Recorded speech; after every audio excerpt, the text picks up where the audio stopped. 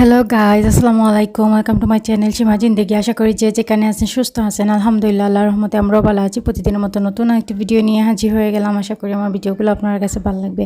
যদি ভিডিওগুলো ভালো লাগে অবশ্যই লাইক কমেন্ট করতে ভুলবেন না। চ্যানেল নতুন হলে অবশ্যই চ্যানেলটা সাবস্ক্রাইব করে যাবেন। তো এখানে আমি সকালে নাস্তা বাস্তা খেয়ে রান্না করতে চলে আসলাম। তো আজকে আর নাস্তার আপনাদের সাথে শেয়ার করলাম না। তো এখানে আমি নিয়েছি কেরলা, আর এটা খেতে অনেকেই ভয় করেন। তো আজকে আমি যে রেসিপিটা আপনাদের সাথে শেয়ার করব সেটা চাইলে আপনারা ট্রাই করে দেখতে পারেন। তো এটা সবাই যারা যারা এটা খেতে পছন্দ করেন না, সবাই এটা খুব পছন্দ করে খাবেন। তো এখানে আমি একটু গোল গোল করে কেটে নিয়েছি, পাতলা স্লাইস করে, আর এখন দিয়ে দিয়েছি সামান্য পরিমাণ লবণ দিয়ে ভালো করে মাখিয়ে রেখে দিয়েছি। এটার যে এক্সট্রা পানি আছে সেটা বের হয়ে যাবে, যে তিতা যে পানি আছে সেটা বের হয়ে যাবে। দেখা যায় কি আমরা অনেকে এটা অনেক বেশি তিতা থাকার কারণে এটা খেতে পছন্দ করি না, অথবা অনেকে আছে যে এটার যে এক্সট্রা পানি আছে ওটা চিপে ফেলে দেয়, যার কারণে এটার যে একটা ভিটামিন আছে সেটা চলে যায় সেই পানির সাথে। তো এরকম না করে আমি যেরকম আপনাদের সাথে শেয়ার করছি, আপনারা চাইলে সেরকম ট্রাই করে দেখতে পারেন। আশা করি আপনাদের কাছেও ভালো লাগবে। আমার সব থেকে খাবারের মধ্যে সব থেকে অপছন্দ ছিল এইটা। তো এখন আমি আলহামদুলিল্লাহ খাই, এরকম করে আমি খাই। তো আমার কাছে অনেক বেশি ভালো লাগে এইটা এখন।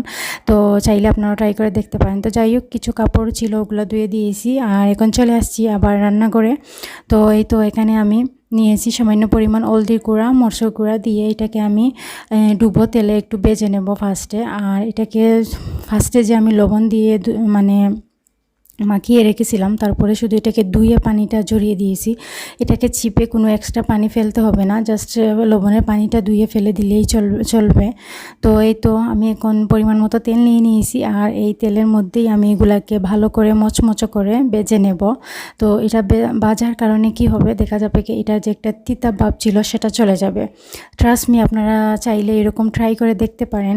এটাকে এরকম ভালো করে ভেজে মচমচে করে তারপরে এটাকে রান্না করলে কোনো তিতা ভাব থাকে না। তো যাই হোক, অন্য সাইডে আমি এখানে বেগুন কেটে নিয়েছি, পানিতে রেখে দিয়েছি। তারপরে এখানে কিছু পরিমাণ শুটকি, ওগুলো কেটে পানিতে রেখে দিয়েছি, যাতে যদি পোকা থাকে তাইলে বের হয়ে যায়। তো তারপরে এখানে 4টা ডিম নিয়েছি, এই ডিম দিয়ে ডিম বোনা করব। তো এগুলো আমি বেজে নিচ্ছি, আর অবশ্যই এগুলোকে একটু মচমচা ক্রিস্পি করে বেজে নেবেন, তাইলে স্বাদটা আরও বেশি বেড়ে যাবে আর কি।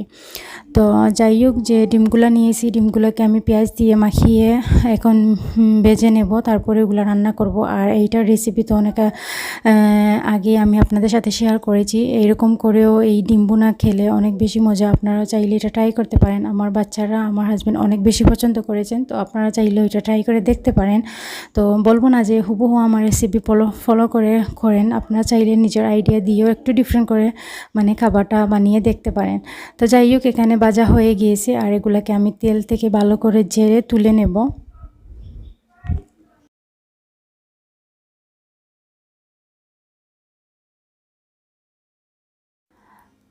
তো সবগুলা তেল ঝরে তুলে নেব।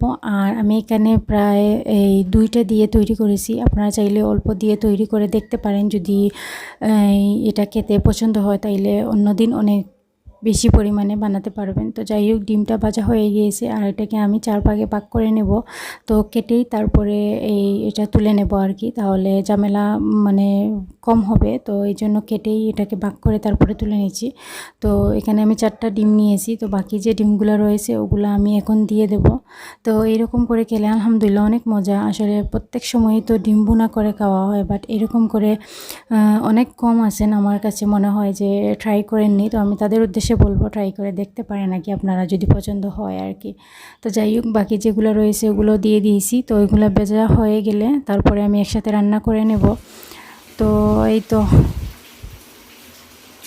এখন আমি বসিয়ে দিয়েছি এই কেরালা। তো এই জন্য পরিমাণ মতো তেল দিয়ে দিয়েছি, আর তেলের পরিমাণটা অল্প নিয়েছি, যেহেতু অলরেডি এটাকে ডুবো তেলে ভাজা হয়েছে, এটার মধ্যে অনেক বেশি তেল ঢুকে গিয়েছে। তো এই জন্য আর তেলের পরিমাণটা কম দিলেও চলবে। তো নিয়ে নিয়েছি রসুন আমি এখানে প্রায় 3 খড়ার মতো রসুন আমি কেটে ব্যবহার করেছি। তারপরে বড় সাইজের একটা পেঁয়াজ দিয়ে দিয়েছি। আর এই ভাজির মধ্যে যত বেশি পেঁয়াজ দিবেন তত বেশি এটা খেতে মজা হয়। তো পেঁয়াজটা দেওয়ার পর ভালো করে যখন একটু সিদ্ধ হয়ে আসবে তখন আমি এর মধ্যে কেরালা দিয়ে দিচ্ছি, আর দিয়ে দিব সামান্য পরিমাণ একটু হলদির গুঁড়া, আর দিয়ে দেব স্বাদ মতো লবণ। এই যা, আর কিছুই দেব না। এই উপকরণ দিয়ে এটাকে ভালো করে এখন রান্না করে নেব, আর অবশ্যই অল্প আগুন দিয়ে এটাকে ভালো করে মানে রান্না করে নেব আর কি। আর এখন শুধু পেঁয়াজটা হয়ে গেলেই হয়ে যাবে, যেহেতু এটাকে আগেই অলরেডি ভেজে রেখে দিয়েছি, এটা সিদ্ধ হয়ে গিয়েছে। এখন জাস্ট পেঁয়াজের সাথে একটু রান্না করে নেব। এই তো অন্য সাইডে আমি ডিমের বোনাটাও বসিয়ে দিয়েছি, পেঁয়াজ দিয়ে দিয়েছি। এখন দিয়ে দিব স্বাদ মতো লবণ, হলদি গুঁড়া, মরিচের গুঁড়া, আর সামান্য পরিমাণ দিয়ে দেব জিরার গুঁড়া। এতটুকুই উপকরণ দিয়ে এটাকেও রান্না করে নেব। আর যেহেতু ডিমও আগে থেকে মানে হয়ে গিয়েছে, এখন জাস্ট মশলাটা একটু কষিয়ে অল্প পরিমাণে ঝোল দিয়ে তারপরে ডিমটা দিয়ে জাল করেই নামিয়ে নেব। বাস হয়ে গেল নতুন একটা স্টাইলের আর কি ডিম রান্না।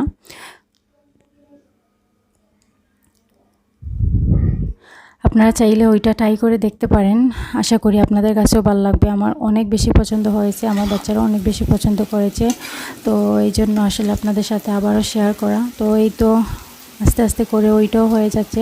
যেহেতু চুলার আগুনটা অল্প করে দিয়েছি, এই জন্য এটা অল্প আগুনেই হতে থাক, কারণ এটা যত মানে টাইম নিয়ে হবে তত বেশি এটা স্বাদটা বাড়বে আর কি। তো উপর থেকে দিয়ে দিয়েছি বেশি পরিমাণে কাঁচামরিচ, তারপরে দিয়ে দিয়েছি ধনিয়া পাতা। আর এই ধনিয়া পাতাগুলো আমাদের গাছের, অনেক বেশি স্মেল এই পাতাগুলোর মধ্যে।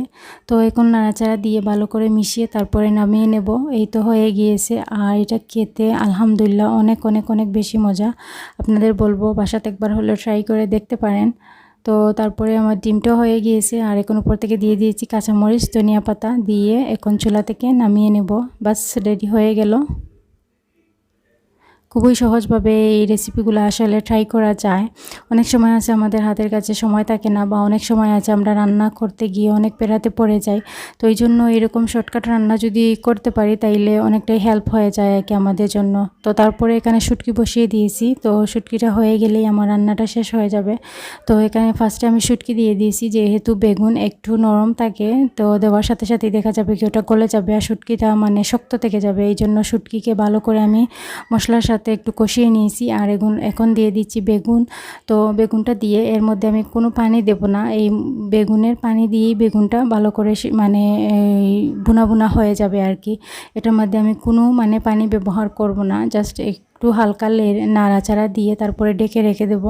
তো দেখা যাবে কি বেগুন থেকে যে পানিটা বের হবে সেটা দিয়েই সিদ্ধ হয়ে যাবে। তো যাই হোক, আমার এইটা হয়ে গিয়েছে। উপর থেকে কাঁচামরিচ, ধনিয়া পাতা, বেশি পরিমাণে ধনিয়া পাতা দিয়ে তারপরে এটাকে নামিয়ে নেব।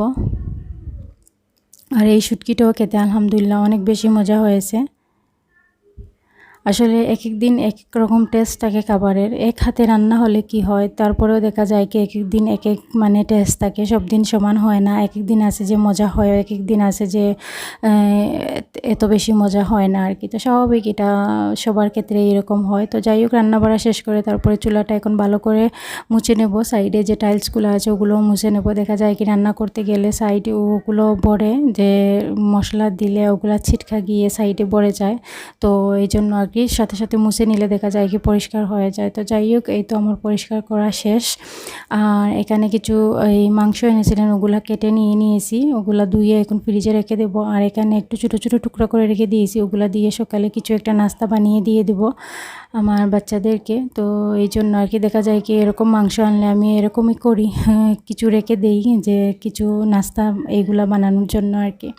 তো যাই হোক, এই তো আমার ভাজি, তারপরে ডিম বোনা, শুটকি তরকারি,